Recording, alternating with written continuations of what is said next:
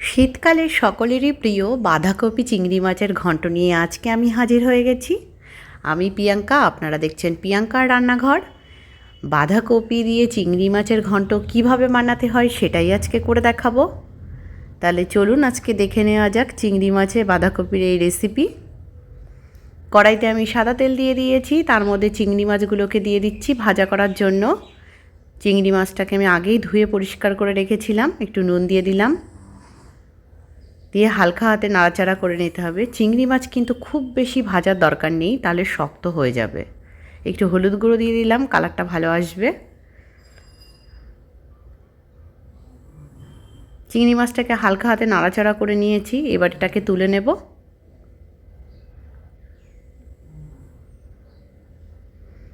ওই তেলটার মধ্যে আলুগুলোকে দিয়ে দিলাম। আলুগুলো একটু হলুদ একটু নুন দিয়ে ভেজে নেব।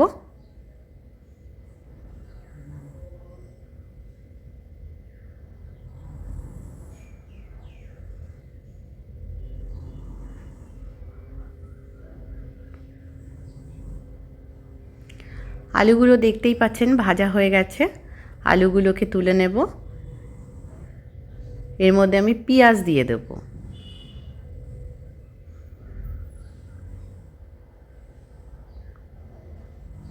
পেঁয়াজটাকে একটু ভাজা ভাজা করে নিতে হবে।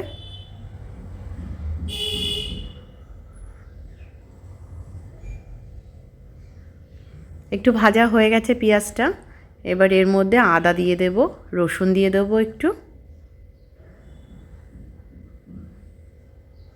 একটু হলুদ গুঁড়ো,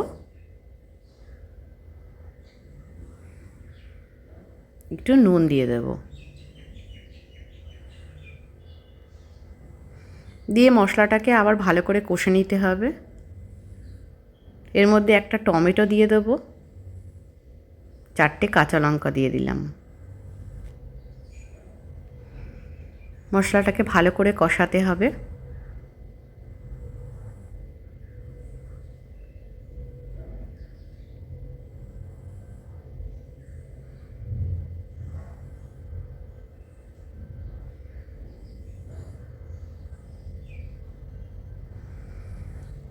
টমেটোগুলো একটু সেদ্ধ হয়ে এসছে। এবার এর মধ্যে লঙ্কার গুঁড়ো দিয়ে দেব, একটু চিনি দিয়ে দেবো। এটাতে বাঁধাকপির টেস্টটা বাড়িয়ে দেবে। এইভাবে বাঁধাকপি চিংড়ি মাছ দিয়ে রান্না করে দেখুন, দারুণ স্বাদ হবে খেতে। মশলাটাকে আবারও একটু ভালো করে কষিয়ে নিচ্ছি।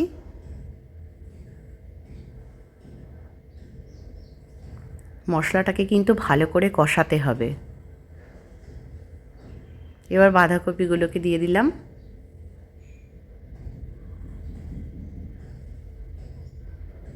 বাঁধাকপি যখন দেওয়া হয় দেখতে অনেকটা মনে হয়, কিন্তু জল ছাড়বে বাঁধাকপিটা থেকে, সে বাঁধাকপি কিন্তু কমে যাবে অনেক।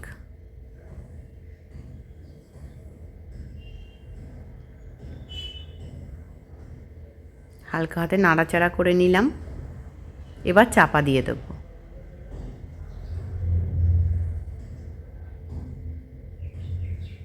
চাপাটা তোলার পরে দেখুন কত জল ছেড়েছে বাঁধাকপিটা দিয়ে। এবার মটরশুঁটিগুলোকে দিয়ে দিলাম। দেখুন কত জল। এই জলটাকে পুরো শুকিয়ে নিতে হবে।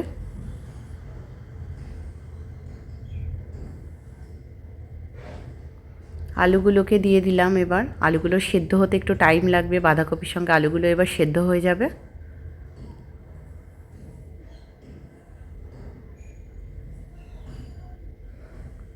আবারও আমি তরকারিটাতে চাপা দিয়ে দেব।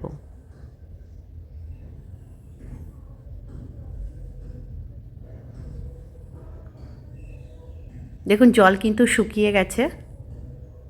এবার চিংড়ি মাছটা দিয়ে দেব, আর একটু গরম মশলার গুঁড়ো দেব, দিয়ে আবারও ভালো করে নাড়াচাড়া করে নেব। আলুটা সেদ্ধ হয়ে গেছে, আপনারা দেখতেই পাচ্ছেন। আর একটু হতে দেব। দেখুন হয়ে গেছে, বাঁধাকপিটা রান্না কিন্তু কমপ্লিট।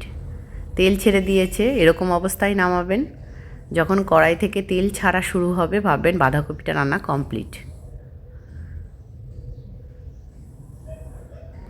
একটুও কিন্তু জল নেই, তেল ছেড়ে দিয়েছে।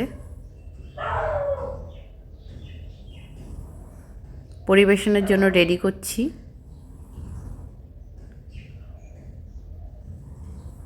দেখেই বুঝতে পারছেন বাঁধাকপিটা কিন্তু খেতে দারুণ হবে। এরকমভাবে বাড়িতে একবার